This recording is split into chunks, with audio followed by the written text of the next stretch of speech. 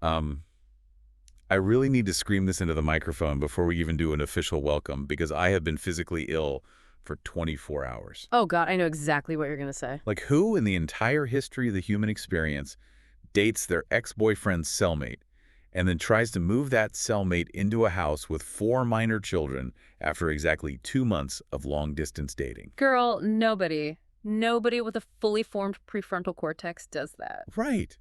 Who does that? I'm losing my actual mind. But more importantly, today we are on a mission to figure out why.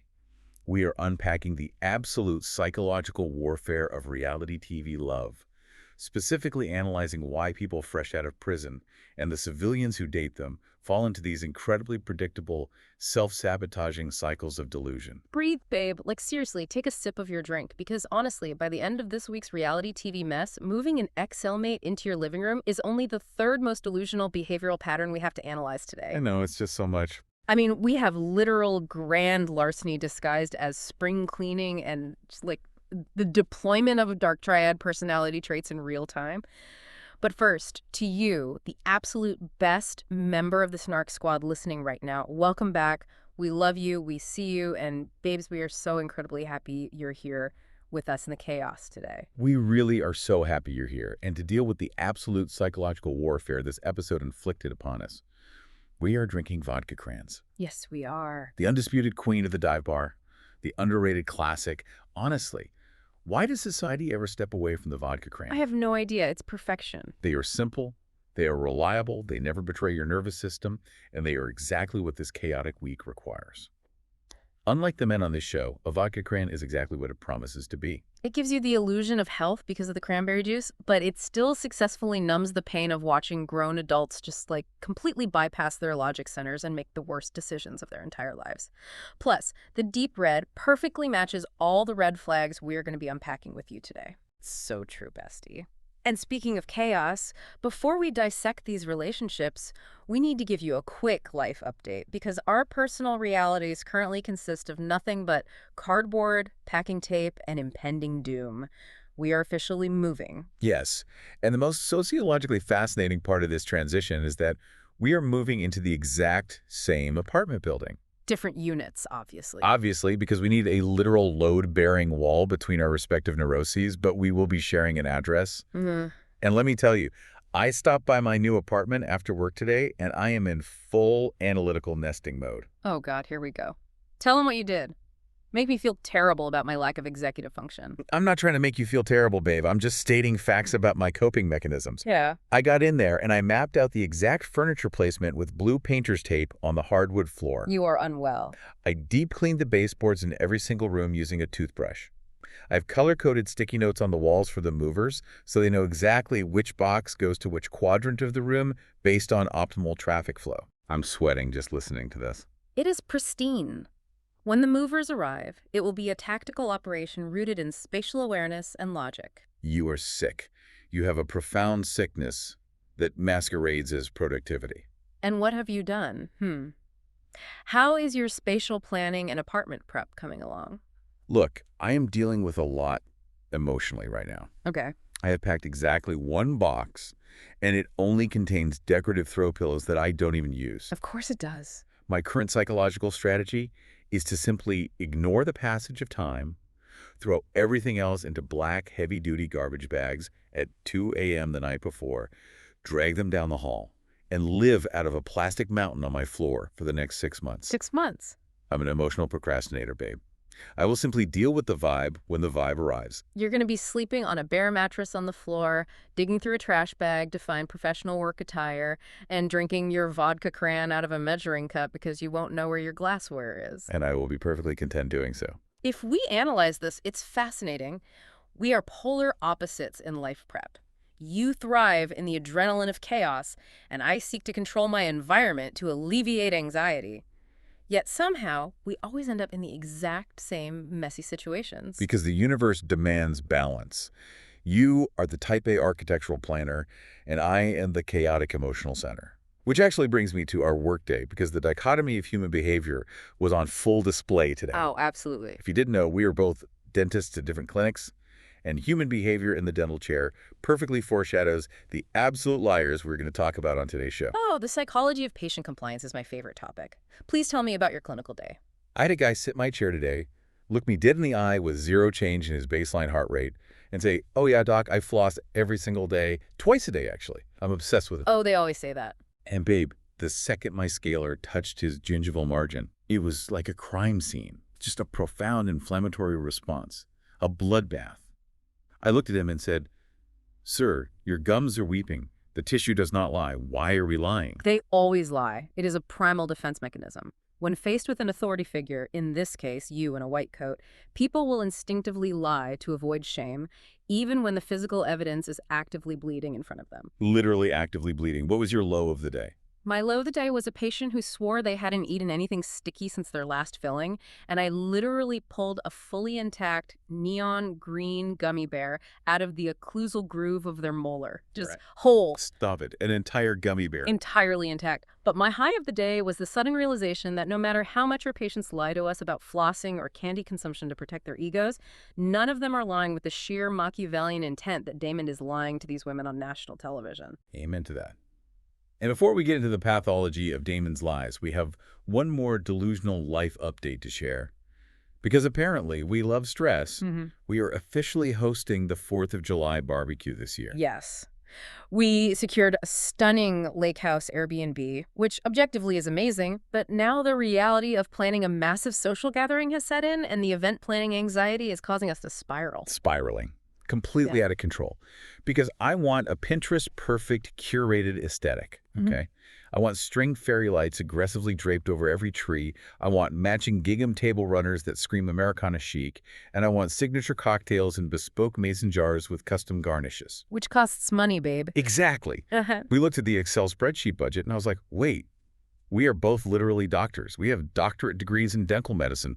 Why do we not have professional party planner in the Hamptons money? Because you keep buying clothes you wear exactly once. And fundamentally, because we are trying to manufacture an aesthetic that doesn't match our reality. We had a full 45-minute argument yesterday about the sociology of lawn games. Because it's important. She wants a highly organized bracket-style water balloon tournament with enforced rules and a referee. It builds camaraderie. It forces adults to tap into their inner child and break down social barriers. It builds orthopedic injuries. People in their 30s slipping on wet grass, tearing an ACL, twisting an ankle, and pushing for cornhole, a designated playlist, and sitting quietly in ergonomic lawn chairs. And don't even get me started on the karaoke machine. A karaoke machine is an objectively amazing idea. Once people have consumed 3 margaritas, their inhibitions lower, and they collectively want to sing Shania Twain. It is a proven sociological phenomenon. It is a fast track to a municipal noise complaint and getting evicted from our Airbnb by 9 p.m. We are on a 2-dentist budget. We cannot afford to lose a substantial security deposit because you felt the psychological need to belt out, "Man, I feel like a woman," at a decibel level that disrupts the local wildlife. You are a thief of joy, and your risk assessment matrix is exhausting. But babes, enough about our logistical planning disasters. We have real, catastrophic, ruin your entire life relationship disasters to talk about. We need to get into this reality TV mess. I'm so ready, Snark Squad member. Buckle up, pour another drink, because this week is a masterclass in behavioral pathology. Let's start by looking at the absolute delusion of grandeur, specifically focusing on Damon, Bonita, and Goddess. Or, as I like to categorize this psychological case study, the dark triad and the polydelusion. The dark triad, yes. I cannot even physically process the audacity of this man. So let's look at the storage unit heist, because this isn't just bad behavior, this is calculated financial abuse. Huge financial abuse. Damon casually admits to the production cameras with a literal smirk on his face, showing zero autonomic signs of guilt, that while Bonita thought his mother was just retrieving a few seasonal items, they literally cleared out her entire storage unit. Her entire unit. He stole $115,000 worth of her personal property and fenced it all for $17,000. Let's break down the mechanics of this, because the economics alone are appalling. You took nearly $100,000 loss, sir. Such a bad businessman. Right. But analytically speaking, how do you successfully fence $115,000 worth of high-end women's clothing, designer shoes, and luxury bags without alerting any authorities or raising suspicion? I know. Was he operating out of the trunk of a car? Did he have a network? Was his mother, Nikita, running a shadow Poshmark empire? The sheer volume of physical mass required for that much clothing is astounding. You don't just put that in a duffel bag. You need a U-Haul. You need logistics. That is exactly what I want to know. And it highlights the premeditation. This wasn't a crime of passion or a sudden mistake. This was a coordinated logistical effort with his family to financially strip his partner. A literal heist. And he has the nerve to utilize gaslighting as a defense mechanism, saying, oh yeah, the last few months I've been working really hard replacing the clothes. Oh my God, the replacing the clothes thing. He is buying $30 synthetic knockoff Prada boots to replace the authentic Italian leather ones he stole, genuinely believing his manipulation is so powerful that she simply won't notice the difference. It's the hallmark of narcissism. He overestimates his own intelligence while simultaneously underestimating hers. She is going to notice when her real, porous, leather Prada boots are suddenly made of non-breathable polyurethane and off-gassing chemical odors. Obviously. He thinks because he spent a fraction of the profit on counterfeits, he's a mastermind balancing the ledger. But the real delusion, the absolute peak of his narcissistic supply, is this whole poly-leadership concept he keeps pitching. Ew, the psychological framing of that phrase. Yeah. I want to be with both Bonita and Gigi in a poly-leadership. I'm a king and I got two beautiful boss queens. Yeah. Let's unpack the semantics here. He isn't talking about ethical non-monogamy, which requires radical transparency, consent, and mutual respect. He is using the language of polyamory to legitimize his cheating and establish a patriarchal dictatorship. Yep. You are not a king. You are a man who just got released from a correctional facility, who is literally wearing the exact same clothes you walked out of the prison gates in. Shout out to the Reddit Snark Squad for catching that detail, because user only opportunity 584 pointed out, Moo never took off the prison shirt off, shower, or put in some decent clothing. He literally didn't. This speaks to the psychology of institutionalization. He has been in an environment where choices regarding clothing and hygiene are strictly regulated.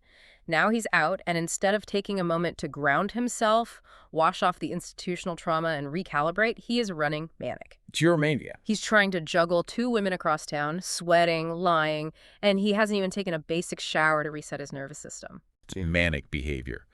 And he said, I didn't put it on Gigi, so she should still be hypnotized until I get back. Hypnotized.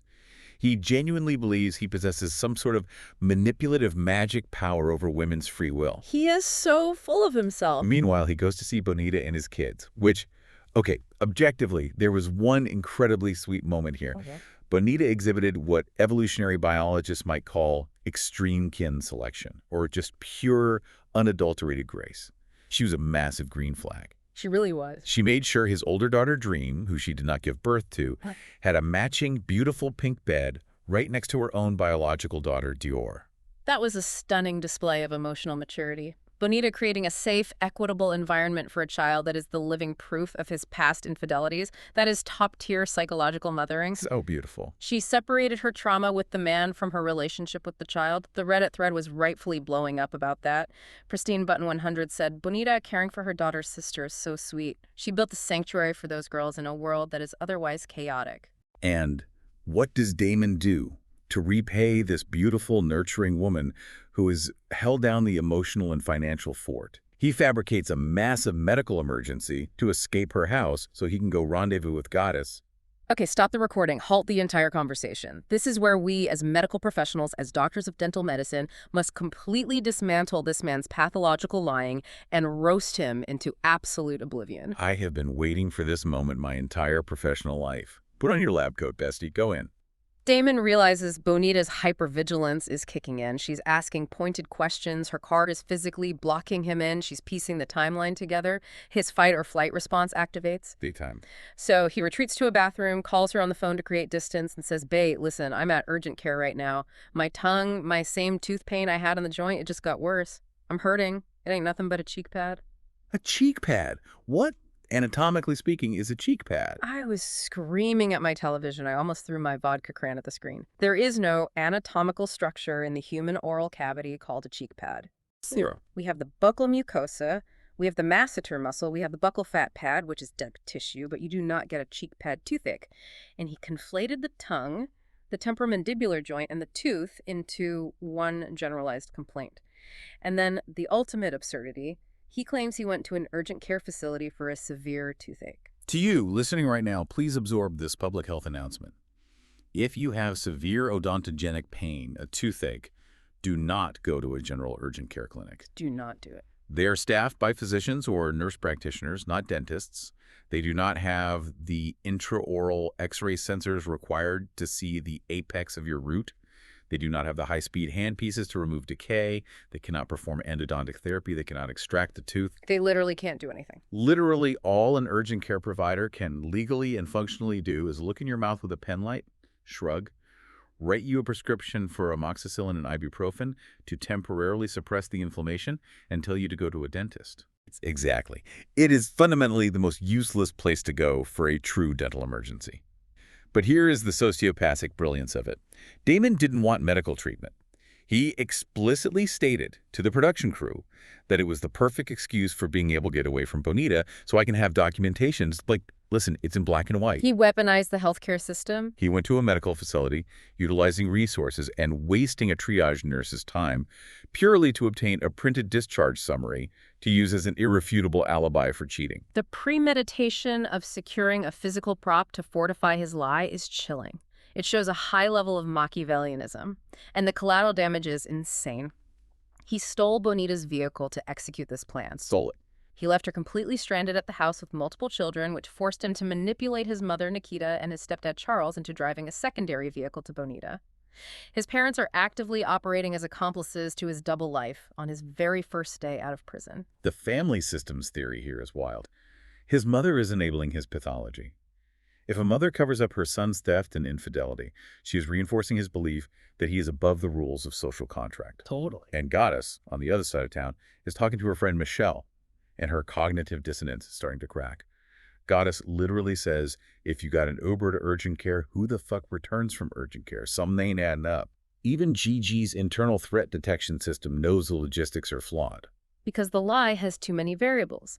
You don't build a sustainable polyamorous empire on the foundation of fabricated dental anatomy and liquidated storage units.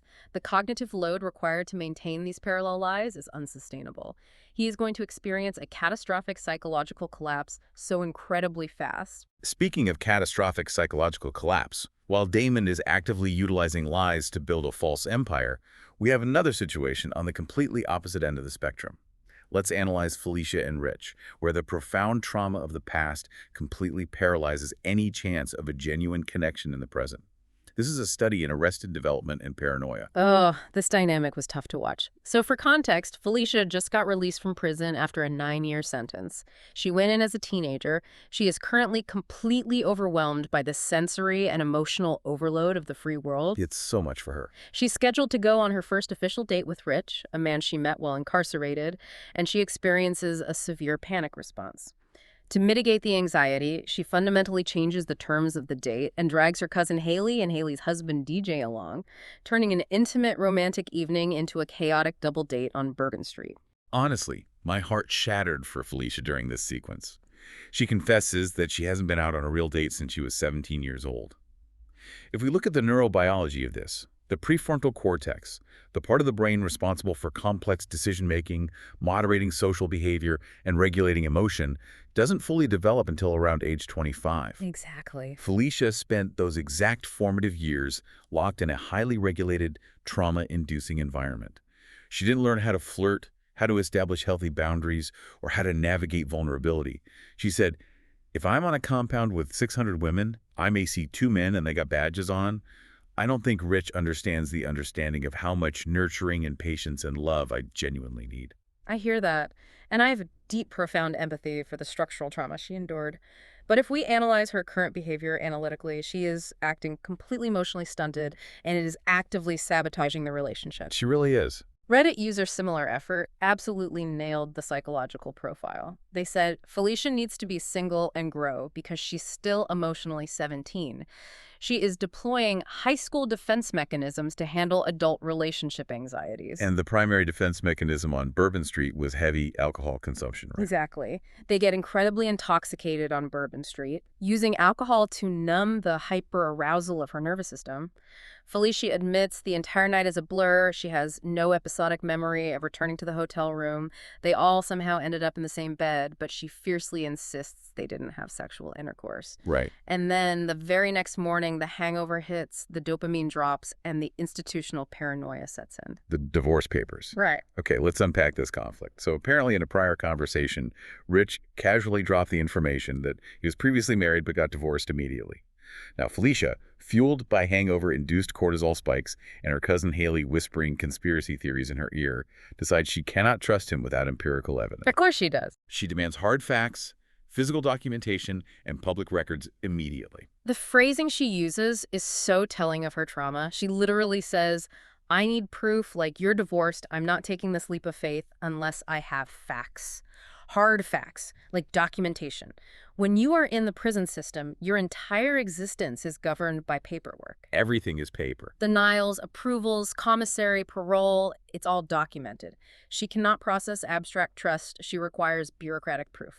But Rich responds with a textbook avoidant attachment style. He gets highly defensive, crosses his arms, withdraws emotionally, and says, it's public records. You can look it up yourself. Which I actually have to side with Felicia's logic here. If it is public record, why is it a barrier? Is it really that difficult to just pull up the PDF decree on your smartphone, Rich, and alleviate your partner's severe anxiety? It takes 2 seconds. If you are legitimately divorced, just show her the screen. But instead, he treats her request for transparency like an aggressive interrogation. He acts like she's demanding his biometric data and the deed to his house. It's a clash of trauma responses. I think they are both displaying massive behavioral red flags. Felicia is demonstrating an anxious attachment style. You do not demand legal filings the morning after your first in-person date. It signals a complete lack of foundational trust. But Rich is being so weird. But Rich's defensiveness is highly suspicious. He explicitly states he keeps people on a need-to-know basis. Sir, she is your romantic partner. She fundamentally needs to know if you have an entire legal spouse existing in the background. And Cousin Haley is absolutely thriving in this chaos. Haley literally dubs them Sherlock Holmes and Watson. Haley is exhibiting signs of emotional vampirism. She is actively fueling Felicia's paranoia because the drama gives her a sense of purpose and narcissistic supply. She loves it. So, with this lack of trust, what does Felicia do to find clarity? Does she hire a private investigator? Does she utilize online public record databases? No, babes. She bypasses logic entirely and goes to a Bourbon Street psychic. Oh my God, the psychic reading. As an analytical thinker, this scene caused me physical pain. But I loved it. I fully romanticized this moment because it speaks to the human need for external validation. Felicia picks the amethyst stone, which represents clarity, and the psychic tells her there is a shakeup coming. She's being pulled in 2 different directions, and there's something about the truth from the past coming into play. I was like, yes, the universe is giving her the permission she needs. You are so beautifully gullible, babe. Let me break down the mechanics of this reading sociologically. It is a textbook application of the Barnum effect. Oh boy. Here comes the science. The Barnum effect is a psychological phenomenon where individuals believe that generic personality descriptions apply specifically to them. The psychic said, you got some shakeups coming, you might be pulled between 2 different directions, there's something about truth from the past. That is not a prophecy, that is the literal baseline human condition. Let her have her moment. Anyone paying $40 to sit in a dimly lit room with the psychic is currently experiencing anxiety about a past truth or a future decision. It is cold reading 101. I understand the skepticism, and yes, it was vague. But doesn't the psychological mechanism of the placebo effect matter here? Felicia felt incredibly out of control. Her internal locus of control was shattered by the prison system. The psychic, acting as an external authority figure, gave her the perceived validation she needed to finally confront Rich at the family dinner. If the mechanism of the truth gave her agency, did it matter that the psychic was using cold reading? That is a very fair counterpoint. It functioned as an emotional catalyst, and it certainly catalyzed that legendary family inquisition. Her entire family unit, her mother Melissa, her father Frank, Aunt Stephanie, brother Errol, and her girlfriend Portia, they create a physical semicircle around Rich at the dinner table and systematically interrogate him. It was a beautiful display of protective family dynamics. And Stephanie is the absolute MVP. She did not mince words. They cornered him on the divorce issue. And Rich was visibly squirming, exhibiting closed body language. Cousin Haley notes in her confessional, I think Rich is hiding the fact that he's either still married or never got married in the first place to make Felicia feel more comfortable. Do you genuinely think he is hiding a secret wife? I think his avoidant behavior indicates he's hiding something substantial. When someone refuses to provide easily accessible proof to end a conflict, the omission is the evidence. But realistically, Felicia is currently too dysregulated to process the truth, whatever it is. She needs intensive trauma therapy and nervous system regulation, not a secretive boyfriend. Precisely. Which leads us to a perfect transition, because if we are talking about a dysregulated nervous system and a profound suspension of disbelief, we have to talk about Daya and Cyrus. If Felicia's problem is that she has too much hypervigilance, Daya's problem is that she has absolutely none. This is a masterclass in the psychology of delusion and trauma bonding. Grab your tissues, Snark Squad, but also heavily engage your critical thinking skills, because this dynamic will test your faith in humanity. Cyrus gets released from prison, and they go directly to the parole office. And they are hit with bureaucratic reality. His parole plan to reside at Daya's house is officially denied by the state. He is mandated to go live with his mother. And we get a masterclass in emotional asymmetry. Daya completely breaks down. She is hyperventilating and sobbing in the sterile waiting room. She's lamenting, I'm going to have to break the news to the kids. We're letting them down. She was a mess. Meanwhile, Cyrus is sitting next to her, staring at the wall, totally blank. His resting heart rate didn't even fluctuate. Which brings us to the most unhinged yet highly plausible Reddit theory of the week. User oddpickla12 cracked the psychological code, stating, LMAO Daya, that man purposely set up that paperwork. That man doesn't want to start his free life as a parent to kids in a plywood wall room. The way he has no emotion while she's sobbing is cracking me up. I fully endorse this theory. Let's analyze the psychology of institutionalization again. Men leaving long-term incarceration often experience a subconscious desire to regress to a juvenile state to reclaim the years they lost. That makes so much sense. Going to his mother's basement to eat home-cooked meals and play video games without responsibility, that is a psychological safety blanket. Becoming an instant stepfather to 4 energetic children in a chaotic house. That requires massive executive function. He absolutely checked the wrong box or omitted detail on that parole form to intentionally sabotage the approval. It is the perfect passive-aggressive crime. He gets to perform disappointment while internally celebrating his freedom from responsibility. But, babe, we have to go deeper into the backstory here, because this is where my brain just short-circuits on a sociological level. How did Daya and Cyrus actually meet? I am still spiraling over the geometry of this love triangle. Daya met Cyrus through her ex-boyfriend, Jaden. And who is Jaden? Oh, just Cyrus's former cellmate. She engaged in a romantic relationship with her ex-boyfriend's cellmate. Psychologically, what is the draw here? Is it a savior complex? Is it the triangulation of power dynamics? And Jaden explicitly warned her. Daya admitted on camera, Jaden did tell me that Cyrus was talking to other girls and that he's just a man whore. He warned her. But Daya immediately justifies it, saying, I do trust Cyrus 100%. Based on what empirical data? Based on profound cognitive dissonance. Cognitive dissonance occurs when a person holds contradictory beliefs or their beliefs clash with reality, causing psychological stress. To resolve the stress, they double down on the delusion. Exactly. If she admits that trusting a known meth addict with a massive criminal history is dangerous, she has to admit she is a negligent mother. To protect her ego, she convinces herself he is a misunderstood soulmate. And the Reddit Snark Squad showed zero mercy on her maternal instincts. She had the audacity to say on camera, I'm the type that doesn't bring their kids around somebody right away. Girl, we see the footage. The lies. User Indecent Expover went off, quoting, I don't normally bring men around my kids. Bitch, you are moving a whole-ass felon you've never met in a person with your children. What the fuck? It is a staggering failure of risk assessment. You have been engaging in a long-distance, highly curated relationship via prison tablets for exactly 2 months. He is in recovery from severe chemical dependency.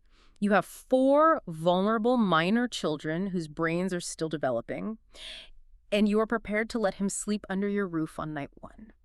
It's insane. The fact that the parole board blocked it is the state acting as a surrogate parent for those kids. It's genuinely terrifying when you strip away the reality TV editing. So because the state intervened and they can't go to her house, they settle for a Denver hotel room with a hot tub to consummate the relationship. And Cyrus gives her this handwritten, highly decorated card he made while inside. Oh my God, can you read what the card said? Yeah. I need you to perform this because I cannot get the words out without cringing out of my physical body. Let me tap into my best institutional romantic cadence. You have already touched my mind, my soul, and my heart. Soon I will be able to feel your warm, sweet lips touch mine, and you will be able to feel my warm, and she literally has to stop reading aloud because the prose becomes far too graphic for basic cable broadcasting. I wanted to crawl out of my skin and dissociate. And she's just eating it up, wiping away tears of joy. She is romanticizing a man whose primary adult life experience revolves around manufacturing toilet line and surviving yard politics. It is a trauma bond disguised as a fairy tale, and I cannot deal with it. You can't deal with it, but we have to push forward because our final couple, Zay and Karrington, offers a completely different psychological profile. If Daya is blinded by delusion, Karrington is engaging in a highly transactional relationship fueled by ulterior motives. This is a masterclass in the economics of reality television. Oh, sweet, meticulously styled Karrington, the self-proclaimed Southern belle who just wanted a fairy tale romance with a bad boy. Or, more accurately, she recognized the socioeconomic benefits of appearing on a reality television show to launch an influencer career. Let's look at the data. Karrington's parole plan for Zay also mysteriously fell through, so she travels to meet Zay's sister, Shamerica, to investigate why his disciplinaries are holding up his release. We have to analyze the visual semiotics of this introduction. Karrington, dressed in pastel tones like she is attending a country club Easter brunch, walks into Shamerica's house. The aesthetic clash was wild. Shamerica's inside, exhaling a vape cloud thick enough to alter the local weather patterns, taking straight shots of hard liquor midday, all while supposedly providing childcare in the background. The environmental contrast was stark. The Reddit comment from Isagal encapsulated the visual perfectly, Shamerica putting the shame in America. It is dark humor, but it highlights the reality of intergenerational trauma and the environments that foster addiction. However, Shamerica, despite the chaotic optics, acts as the ultimate truth teller in this narrative. She drops absolute psychological bombs on Karrington. Nuclear truth bombs. So Karrington, attempting to sound savvy, explains that Zay requested $300 via Cash App to pay an internal fixer to make 3 disciplinaries magically disappear from his prison file. So naive. And Shamerica just looks at her with a mix of pity and exhaustion and laughs. She says, "You sent money to a Cash App, girl. That's how you get the drugs?" He's been on drugs the whole time. My jaw hit the hardwood floor. Let's explain the underground economics of the prison system. You cannot officially bribe a warden with a Cash App transfer. Contraband cell phones are used to coordinate digital payments to outside proxies who then facilitate the smuggling of narcotics into the facility. Yep, it's a whole system. That $300 was capital for a drug transaction. And Karrington is sitting there, her perfectly curated reality shattering, realizing she has been actively bankrolling her future husband's substance abuse. Shamerica confirms Zay has battled severe addiction since he was 17. And Karrington's defense mechanism is so weak. She stammers, "But we video called once through a security app, and he looked normal. Babe, you looked at a grainy, highly compressed, pixelated iPad screen for 5 minutes. You can't see anything on those? The resolution isn't high enough to check pupil dilation. Of course, he looked normal during a brief performative interaction." But wait, the analysis goes deeper. There is secondary intelligence that the production team omitted, but the Reddit Snark Squad sleuths uncovered. The bureaucratic reason Zay couldn't parole to Shamerica's house wasn't just the drug disciplinaries. It is a zoning issue. Well, this is the good tea. Another individual named Darius is already actively on parole and registered at that exact residential address. The Department of Corrections strictly regulates the density of parolees in a single dwelling to prevent recidivism networks. The producers definitely streamlined that narrative to make the drug reveal the focal point. And the other piece of critical Reddit intelligence. Rumor has it Karrington allegedly has a completely separate wealthy benefactor, a sugar daddy named Billy, who is actively funding her upper-middle-class lifestyle on the outside, while she performs the role of the devoted, tragic prison fiancé for the television cameras. Which completely recontextualizes her behavior. If true, this is a highly transactional existence. It explains the performative nature of her dramatic breakup scene. She drives to a rustic old mill, a location specifically designed for aesthetic wedding photography. She is staring wistfully at butterflies, ensuring the camera catches her good angles. And she writes this highly produced, melodramatic Dear Z letter. Oh my God, we have to analyze the text of the letter. Dear Z, I'm here in my favorite place where I come to think, where I dream. I came to the conclusion that this should end because of all the not knowing. I'm wishing you nothing but the best. Love, Karrington. It was a monologue written for an audition tape. She didn't shed a single physiological tear. The emotional effect was completely flat. User Jessica Haircut on Reddit diagnosed it perfectly. Karrington came on this show with this dumbass story trying to be a reality star, but girl, it's not in the cards for you. Burn.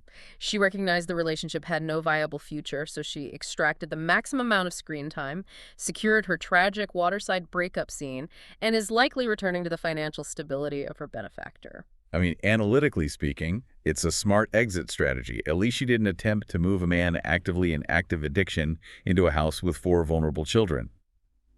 But babes, that concludes the psychological recap of the episode, and my prefrontal cortex is officially exhausted. It is time for our first analytical segment. Let's pivot. Welcome to segment 1, Parole or Proposal.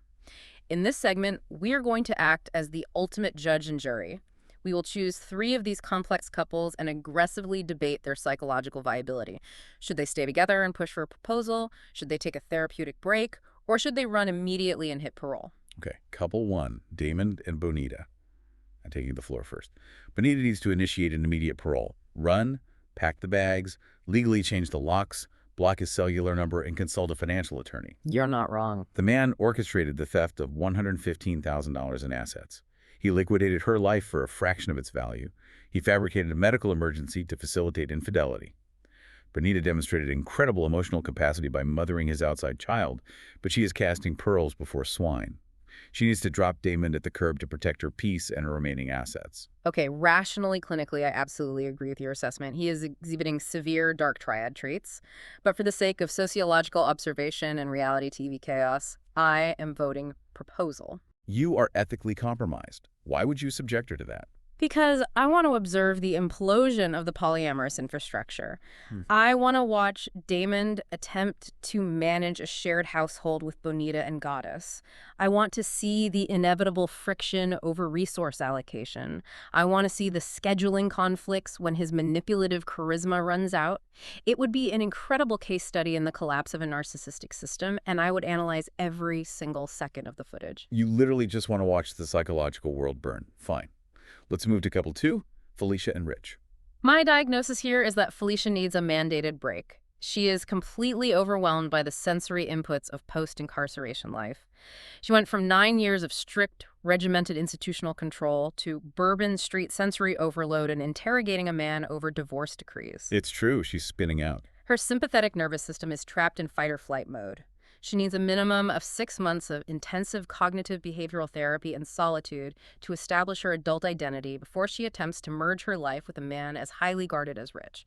See, I disagree slightly. I think they need a full parole, a complete severing of ties, specifically because of Rich's behavior. Rich is demonstrating extreme avoidant attachment and withholding vital information. If a partner refuses to pull up a simple public record on a smartphone to alleviate your legitimate anxiety, they are engaging in a power play. That is a fair point. They are controlling the flow of information to maintain dominance. I fully believe he is still legally bound to another woman, and Cousin Haley is going to uncover the digital footprint on Facebook by next week. The foundation is rotten. They need to demolish it. A very fair analysis of power dynamics. Okay, the final test.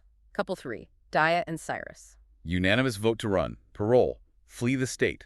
Enter witness protection. Absolutely unanimous. Analytically pointing out the variables again, you do not introduce an individual with a history of severe chemical dependency, a massive rap sheet, who happens to be your ex-boyfriend's cellmate, into an ecosystem containing 4 minor children after a 60-day digital romance. Never. Never, ever. It is a statistical and sociological disaster waiting to happen. The fact that the parole board blocked the residential plan is the only thing preventing a tragedy. Daya needs to shatter her cognitive dissonance immediately. The universe, and possibly Cyrus himself utilizing bureaucratic sabotage, saved those children. It's so dark when you really dissect it. Okay, moving seamlessly into segment 2, biggest red flag. We each analyzed the episode and selected the 3 most glaring psychological or behavioral red flags. We will debate which one represents the ultimate, non-negotiable deal breaker. You go first, my emotionally driven colleague. Present your evidence. What are your 3 red flags? Okay, my red flags are purely rooted in the concept of disrespect and manipulation. Exhibit A, Rich's militant refusal to provide the public record of his divorce. It borders on gaslighting because he is making her feel crazy for asking for basic transparency. Exhibit B, Damon's parents actively providing the logistical support, a vehicle, to facilitate his cheating. In family systems theory, if the family unit covers for the abuser, the entire generational tree is compromised. You aren't just fighting the man, you are fighting his entire inherited culture of deceit. Also very valid. And Exhibit C, Zay utilizing Cash App to solicit $300 to make disciplinaries vanish. The sheer audacity of the financial manipulation preying on a woman's hope is disgusting. Those are strong arguments, but my red flags are rooted in sociopathic ideation and societal boundary violations. Exhibit A, Damon faking a highly specific dental emergency, utilizing an urgent care facility, and obtaining discharge paperwork purely to construct a bulletproof cheating alibi. The cold, calculated premeditation of that lie is chilling. It's evil. Exhibit B, Daya weeping hysterically in the parole office while Cyrus stared blankly at the wall. When there's that massive of an emotional asymmetry, when you care astronomically more about the relationship than the man does, you are participating in a solo delusion. Sad but true. And Exhibit C, with a massive shout out to the Reddit Snark Squad for spotting this societal hazard, Felicia's cousin Haley casually walking her dog on a public sidewalk without a leash while confronting Rich. Wait, I totally missed the leash law violation in the background. Yes. User Podcast Npuppers went on a highly justified rant. The fact that this gal's out walking her dog without a leash makes me so annoyed. Follow the rules. It is a profound behavioral red flag. It shows a complete disregard for community safety, liability, and the social contract. Leash your animals, people. We live in a society. Okay, but which of these is the ultimate nuclear deal breaker? For me, it has to be Damon's parents. If I discover that my potential mother-in-law is actively running interference so my partner can maintain a secondary romantic relationship, I am burning the entire familial bridge. There's no therapy that fixes a mother endorsing her son's betrayal. See, as a healthcare provider, I must go with the urgent care dental fabrication. Faking a medical crisis, misallocating finite healthcare resources, and actively insulting my clinical intelligence with a fabricated cheek pad injury. If a romantic partner ever attempted to manipulate me using poorly constructed, fake medical jargon, I would terminate the relationship on the spot with extreme prejudice. That level of pathological lying takes the crown for me. Honestly, highly valid. Dentists unite against Damon's fictional anatomy. All right, babes. Segment 3, Life After the Cameras. We are going to utilize behavioral forecasting to predict where each major couple will realistically be exactly 1 calendar year from today. Let's start with the poly mess, Damon, Bonita, and Gigi. Forecasting based on recidivism statistics and behavioral patterns, exactly 1 year from now, Damon is back in a correctional facility. I guarantee it. A narcissist of his caliber cannot stop pushing boundaries. He is going to get caught fencing stolen property, or he will violate the terms of his parole due to his inability to manage his impulsivity. 100%. Meanwhile, Bonita and Gigi will inevitably compare notes, realize he is financially insolvent and emotionally bankrupt, and they will form a powerful alliance. They will likely launch a highly lucrative podcast, systematically dismantling his character. I would subscribe to that audio content immediately. It would be healing. What about Felicia and Rich? Where does the anxious avoidance cycle end? 1 year from now, they are trapped in the exact same cyclical loop. Rich still has not provided the physical divorce decree, perhaps claiming the county courthouse flooded and destroyed the archives. Felicia's nervous system is constantly fried, and cousin Haley is still operating as an amateur private investigator using reverse image searches on Facebook trying to locate Rich's phantom family. It will be an exhausting stalemate. Oh, totally. The tension will never resolve. Okay, what about Daya and Cyrus? This one genuinely depresses my spirit. 1 year from now, Cyrus is living a deeply comfortable, regressed life at his mother's house. He is actively utilizing the Do Not Disturb function on his iPhone to dodge Daya's frantic FaceTime calls, claiming his cellular network is down. He is reintegrated with his previous peer group. Typical. And Daya, tragically trapped in her repetition compulsion, has not learned the fundamental lesson and is currently exchanging long letters with a third former cellmate she met through Cyrus's network. That is an incredibly bleak forecast, but given the psychology of trauma bonding, it is probably completely accurate. She has a specific psychological archetype she pursues, and her type requires an inmate identification number. And finally, Zay and Karrington. the transactional romance. Karrington is completely detached from the prison ecosystem. 1 year from now, she is sitting in a leased luxury SUV, fully financed by Sugar Daddy Billy, drinking an iced matcha latte and aggressively blocking anyone on Instagram who mentions her television appearance. She extracted the clout and moved upward socially. Zay, sadly, is likely still battling the severe neurobiological realities of addiction on the inside. Yeah, that storyline was merely a stepping stone for her digital engagement metrics. Which brings us to our final analytical segment of the day. Segment 4, Messy Superlatives. We are handing out specific behavioral awards to this chaotic cast based on the evidence presented. I will initiate the ceremony with most delusional, and the award unequivocally goes to Dia, for genuinely believing Cyrus was devastated about the parole plan modification. The man was practically whistling a joyful tune in his head while she was actively hyperventilating. The sheer magnitude of delusion required to believe you are a man's soulmate after 2 months of heavily monitored phone calls is unmatched in the clinical literature. Truly unmatched. Okay, my turn. Biggest manipulator or the dark triad MVP? This is a scientific no-brainer, Damon. He orchestrated the theft of $115,000, fenced it for $17,000, attempted to gaslight his partner with cheap counterfeits, pitched a patriarchal poly kingdom, and staged an urgent care visit with a fictional cheek pad injury. He is operating at a supervillain level of manipulation. He really is. Let's pivot to something psychologically healthy. The greenest flag. Bonita, without hesitation. The way she demonstrated radical empathy toward Damon's other daughter, Dream. Purchasing matching beds, ensuring Dream felt loved, included, and safe, despite the fact that the child's very existence is a reminder of Damon's past infidelity. Bonita possesses a level of emotional regulation and grace that is far too evolved for Damon. She is a literal angel operating in a demon's world. I completely agree. Her ability to compartmentalize the betrayal from the child's well-being is commendable. Okay, biggest main character energy. The person desperate for narcissistic supply. Cousin Haley. She completely hijacked Felicia's trauma narrative for her own entertainment. She orchestrated the overwhelming double date, she pushed the Bourbon Street alcohol consumption, and she immediately crowned herself Sherlock Holmes to investigate Rich, inserting herself into the center of the conflict. She is actively auditioning for her own spin-off series. She desires the camera time more than Felicia desires a healthy relationship. And finally, the award for most likely to be back next season. From a purely production standpoint, it has to be Damon. The television producers understand the metrics of human behavioral train wrecks.